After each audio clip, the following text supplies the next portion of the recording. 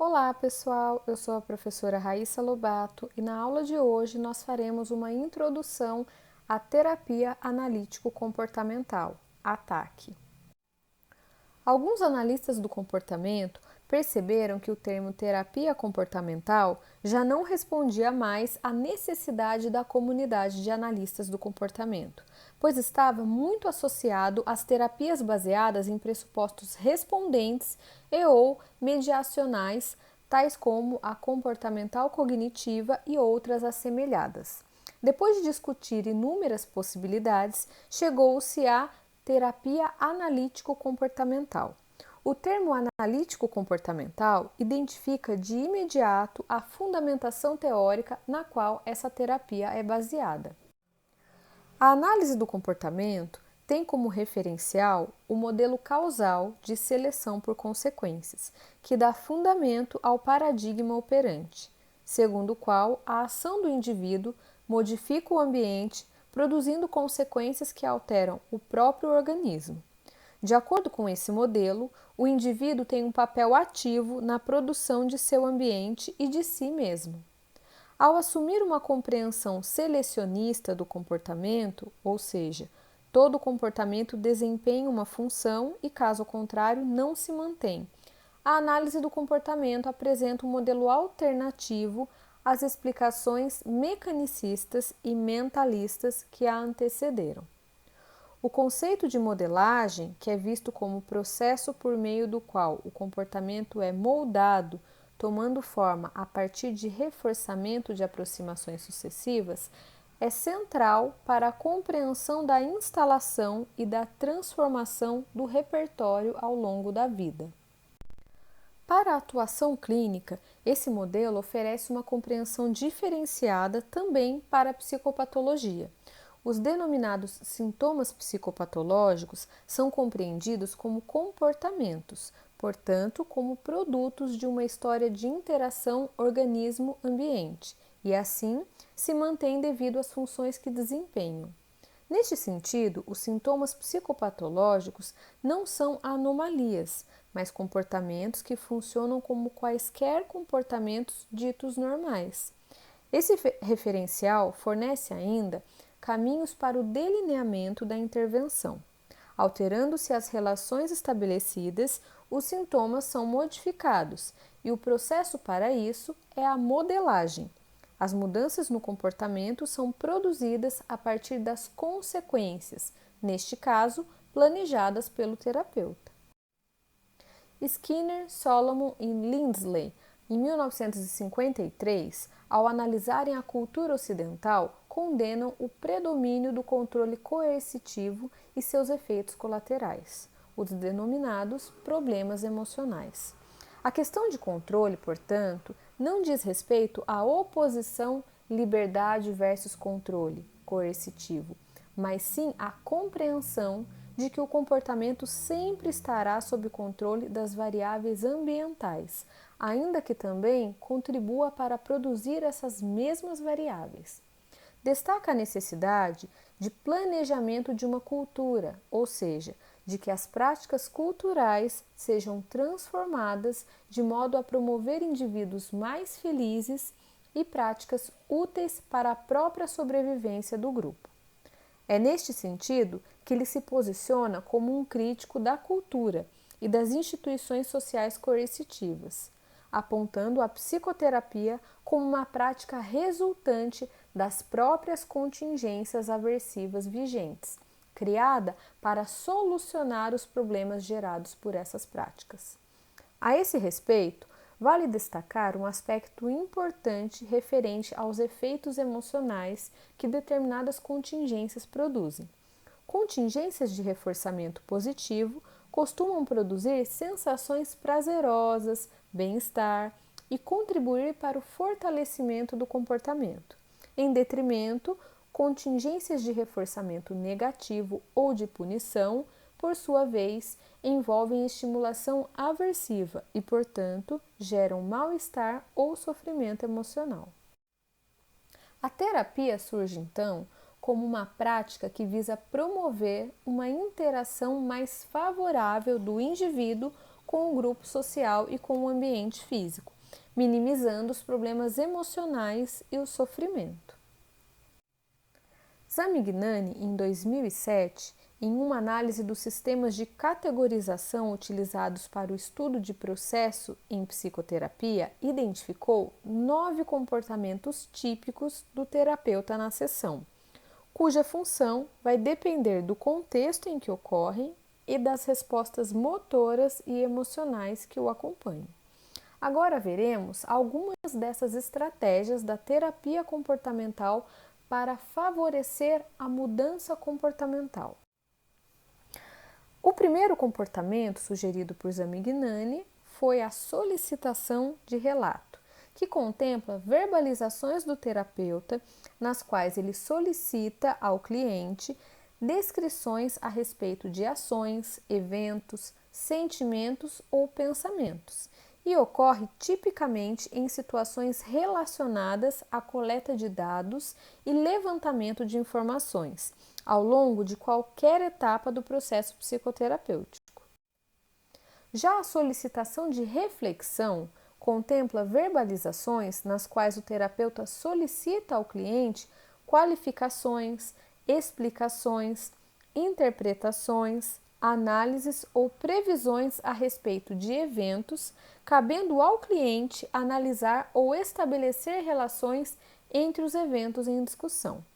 Em sessões de terapia analítico-comportamental, essa intervenção ocorre tipicamente quando o terapeuta busca facilitar o estabelecimento de relações funcionais e a formação de autorregras. Facilitação é caracterizada por verbalizações curtas ou expressões paralinguísticas que ocorrem durante a fala do cliente e indicam atenção ao relato do cliente, sugerindo a sua continuidade. Um exemplo seria o terapeuta falar "entendo" enquanto o cliente conta algo.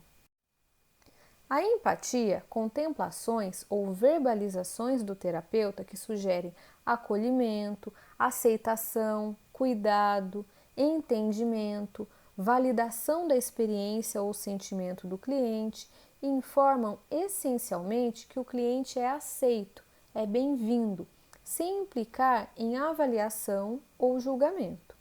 Essa classe de verbalizações tem sido associada tipicamente à criação de um ambiente terapêutico amistoso, seguro e não punitivo, para que o cliente se sinta à vontade para verbalizar eventos que, em outros contextos, poderiam ser alvo de punição.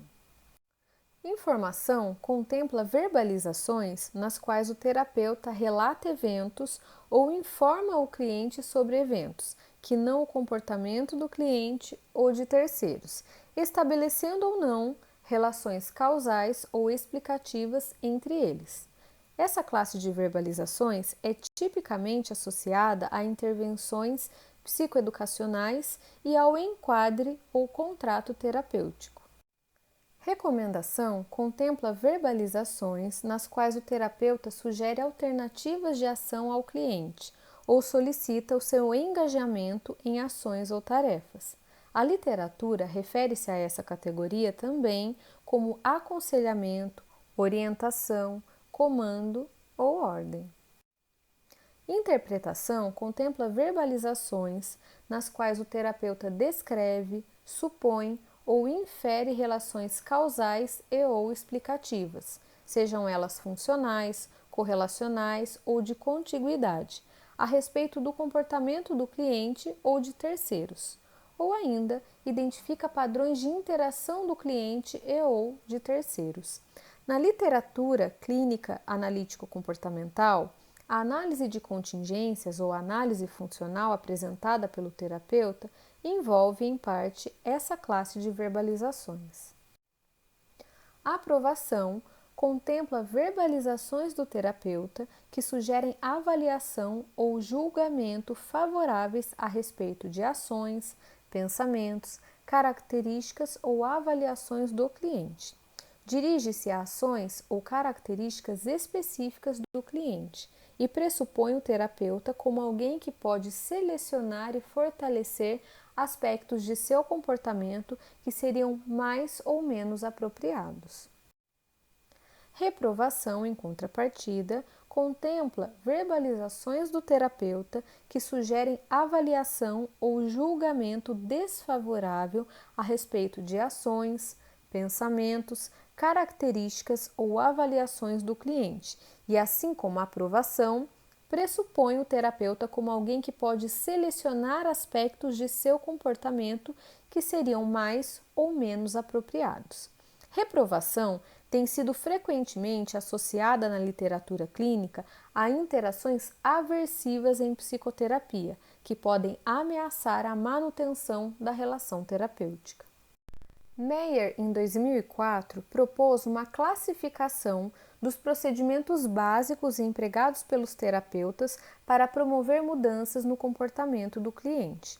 Esses procedimentos seriam: terapeuta fornece regras, terapeuta favorece autorregras.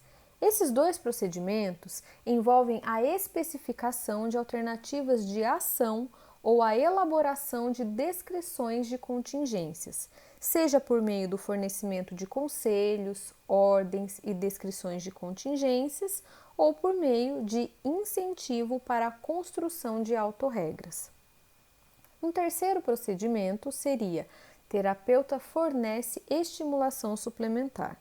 Isso é importante, pois uma situação complexa é composta por um grande número de estímulos e, em alguns casos, a queixa do cliente envolve um responder sob o controle discriminativo de apenas uma parte desses estímulos, gerando uma ação ineficaz para a produção de reforçadores.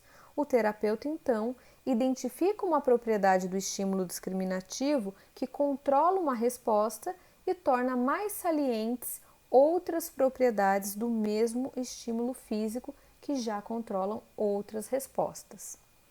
E um quarto tipo de procedimento seria o terapeuta modelar repertórios. Esse procedimento consiste na modelagem por meio da consequenciação direta dos comportamentos do cliente que ocorrem na interação com o terapeuta. Ele parte do pressuposto de que os comportamentos do cliente que ocorrem durante a sessão terapêutica são uma amostra de sua forma de agir em outros contextos. A modelagem direta de comportamentos envolve desde a audiência não punitiva do terapeuta, que seleciona e fortalece respostas de aproximação e autoexposição do cliente, até a seleção de outras respostas sociais do cliente por meio de reforçamento diferencial.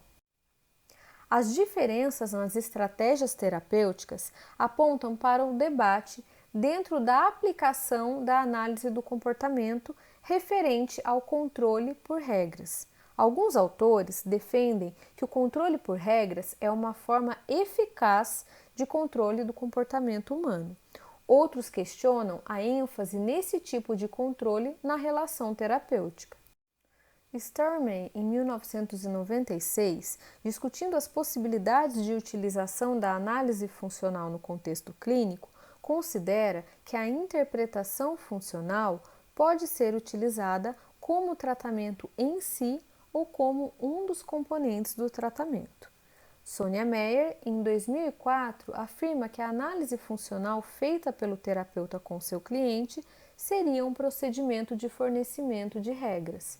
O terapeuta, nesse caso, deveria trabalhar com o cliente para que este desenvolva uma análise funcional do próprio comportamento e ajudá-lo a usar a análise funcional para mudar seu próprio comportamento.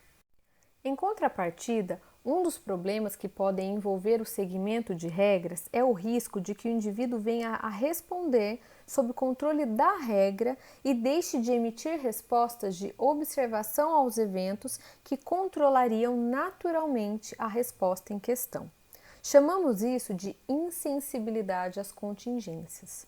Um outro ponto seria que quando as consequências sociais, que podem ser implícitas ou claramente descritas na regra, competem com as consequências naturais do comportamento descrito na regra, as primeiras, as consequências sociais, podem sobrepujar, podem prevalecer diante das consequências naturais do responder, fazendo com que a pessoa siga regras sob controle de aprovação social e não da contingência natural do comportamento especificado pela regra. A terapia visa desenvolver a capacidade do cliente de agir com autonomia, de modo a criar as condições para que sua interação com o mundo potencialize seu acesso a reforçadores. Em busca dessa autonomia, entretanto, não se deve omitir a responsabilidade do indivíduo na produção de um ambiente menos coercitivo, já que este indivíduo não é um mero receptáculo das determinações sociais. Por fim, os autores evidenciam que a adoção de uma nova nomenclatura, no caso terapia analítico-comportamental, não implica na criação de uma nova forma de terapia ou abordagem terapêutica. Tampouco se pretende relacionar essa denominação a um grupo ou instituição específicos. Trata-se simplesmente de uma marca, de um nome, que deve identificar a que comunidade estamos respondendo ou de onde provêm as bases filosóficas, metodológicas, tecnológicas e conceituais que sustentam nossa prática. A aula de hoje teve como referência bibliográfica o artigo do Boletim Paradigma, uma aplicação dos princípios da análise do comportamento para a clínica, a terapia analítico-comportamental, escrito por Zamignani, Neto e Meyer. Obrigada por ter assistido a aula de hoje.